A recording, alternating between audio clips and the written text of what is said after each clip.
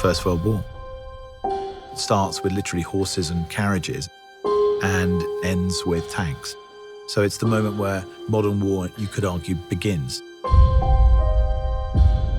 From the very beginning, I felt this movie should be told in real time. Every step of the journey, breathing every breath with these men felt integral. And there is no better way to telling the story than with one continuous shot. 3, 2, 1, go, go!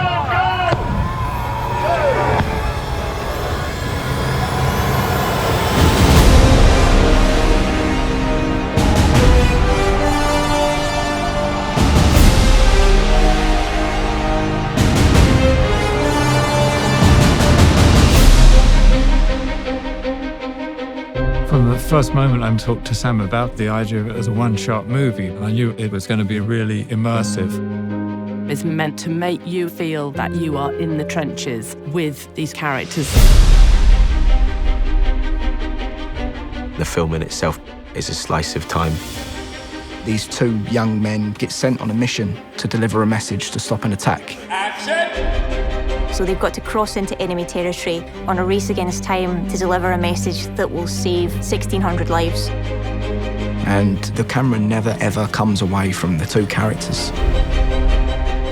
There's always that sort of get out of jail card that you have with a movie. Well, you know, we might be able to cut around this, or we might take that scene out. That's not possible on this film. The dance of the camera and the mechanics all have to be in sync with what the actor's doing. When you achieve that, it's really beautiful and exhilarating. Sometimes you have a camera being carried by an operator, hooked onto a wire, and the wire carries it across more land, and it's unhooked again. That operator runs with it, then steps onto a small jeep, which carries him another 400 yards, and he steps off it again and goes round a corner. Let's go back to one. This film does not take place in a series of interiors. This is endless exteriors. No location ever repeats, so you're constantly moving through landscapes. Being such an exterior movie, we're very dependent on the light and the weather. And we kind of realized, well, for a start, you can't really light it. Action. Because, you know, if you were running down a trench and turning around 360 degrees, there's nowhere to put a light anywhere.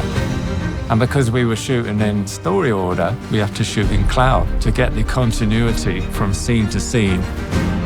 So some mornings the sun would be out and we couldn't shoot. So we would rehearse. And we're rehearsing.